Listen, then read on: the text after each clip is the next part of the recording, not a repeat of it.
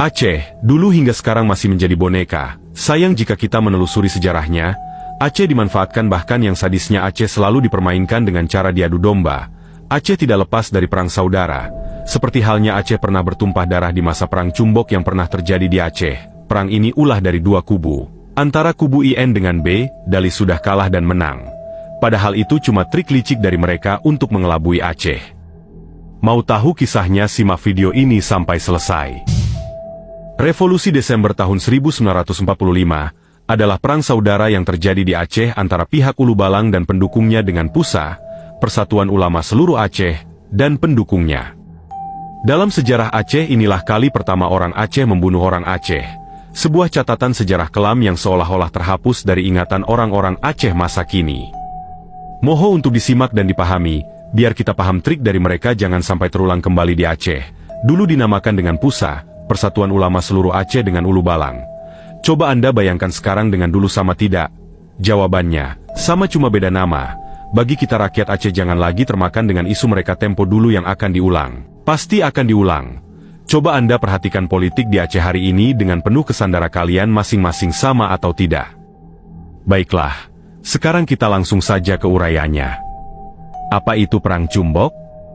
Perang Cumbok sebuah revolusi sosial di Aceh yang terjadi pada tahun 1946 hingga tahun 1947, sangat singkat, namun senyap ratusan ribu rakyat Aceh terbunuh oleh orang Aceh sendiri, korban dari politik IN dengan B. Di kejadian tersebut tentu banyak sekali kisah-kisah menyakitkan yang teramat pedih. Pemerintah Republik Indonesia Daerah Aceh pada tahun 1948 atau sesudahnya merasa perlu mengeluarkan sebuah buku buklet yang menceritakan kejadian tersebut dengan judul Revolusi Desember 45 di Aceh atau Pembasmian Pengkhianat Tanah Air, yang dapat diunduh di Revolusi Desember 45 di Aceh. Berikut resensi buku tersebut yang disusun oleh penulis. Mohon disimak sampai selesai. Sebelum Belanda menyerang Kesultanan Aceh, terlebih dahulu membuat perhubungan rahasia dengan Ulu Balang dan berjanji kepada mereka akan diakui sebagai raja turun-temurun di daerahnya. Ketika Sultan bersama Panglima Polem, Tunku Cik Ditiro mati-matian berperang melawan Belanda. Kaum perjanjian menandatangani Korte Verklaring yang berisi pengakuan kedaulatan Belanda atas Aceh yang terdiri dari 6 pasal.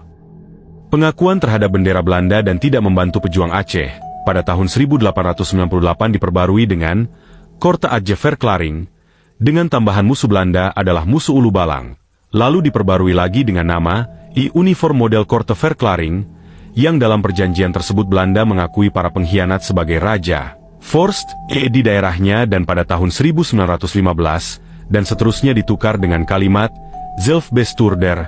Ketika Belanda memenangkan perang, para pengkhianat ini semakin merajalela dan menindas rakyat, karena mereka berbuat sekehendaknya dengan tidak mengindahkan hukum. Buku Revolusi Desember 45 di Aceh, atau Pembasmian Pengkhianat Tanah Air, dikeluarkan oleh pemerintah RI daerah Aceh tahun 1948.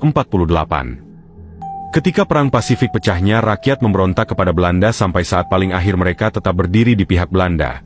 Ketika Jepang masuk dan berkuasa, rakyat awalnya mengira akan terlepas dari kekuasaan mereka, tapi ternyata Jepang berpendapat dan berpendirian mereka sudah par excellence, namun dimanfaatkan sebagai alat penjajahan. Ketika Jepang menyerah tanpa syarat pada Sekutu pada tahun 1945, dan sampai berita proklamasi kemerdekaan Republik Indonesia ke Aceh, terjadi pertentangan antara rakyat dan pemimpin rakyat yang menyambut gembira dan menyusun barisan untuk mempertahankan kemerdekaan, tetapi pihak Ulu Balang menyusun tenaganya untuk menyambut kembali penjajah Belanda. Coba kita ulang sekali lagi poin ini, mohon untuk disimak. Ketika Jepang menyerah tanpa syarat pada Sekutu pada tahun 1945, dan sampai berita proklamasi kemerdekaan Republik Indonesia ke Aceh, terjadi pertentangan antara rakyat dan pemimpin rakyat yang menyambut gembira dan menyusun barisan untuk mempertahankan kemerdekaan, tetapi pihak Ulu Balang menyusun tenaganya untuk menyambut kembali penjajah Belanda. Dari sini kita bisa menilai bahwa semua itu ide dari B untuk IN merdeka Aceh milik mereka. Satu-satunya cara untuk mengalahkan Aceh dengan cara mengadu domba mereka dengan kaum Ulu Balang dengan pihak ulama. Sayang Ulu Balang dengan pihak ulama kala itu termakan isu tersebut, hingga akhirnya CIN dengan B berhasil menguasai Aceh. Lanjut, pertentangan politik ini akhirnya pecah dan pada bukan Desember 1945 terjadilah revolusi sosial yang awalnya terjadi di daerah Pidi kemudian menyebar ke seluruh Aceh, antara lain Aceh Utara, Aceh Timur, Aceh Besar dan Aceh Barat, sehingga dengan demikian rezim lama telah ditumbuhkan seluruhnya. Dan sejarah perang saudara di Aceh sebagai bahan renungan. Di sini kita rakyat Aceh khususnya, jangan lagi terulang hal ini di Aceh, jangan sampai terjadi perang saudara lagi di Aceh. Karena kita bisa belajar dari sejarah terdahulu, seperti salah satu pengalaman perang saudara pada masa Perang Cumbok, di mana perang yang sangat menggetarkan, tragedi penuh amarah dan melukiskan kebencian yang mungkin tidak dapat dirangkum secara utuh oleh buku kecil ini. Sebuah sejarah kelam di Aceh yang sampai hari ini masih terasa dalam sakitnya. Mungkin buku ini tidak mampu memberikan jawaban yang akhir tentang kejadian di hari-hari itu.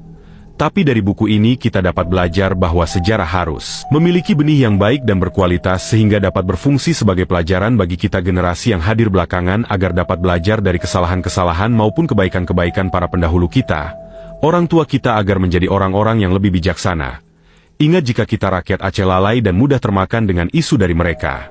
Bersiaplah perang saudara ini akan terulang dalam waktu terdekat. Jangan sebab partai kita akan bertikai. Berhati-hatilah, silahkan berperang namun jangan sampai perang saudara. Karena perang saudara adalah keinginan dari pihak IN dengan B untuk Aceh.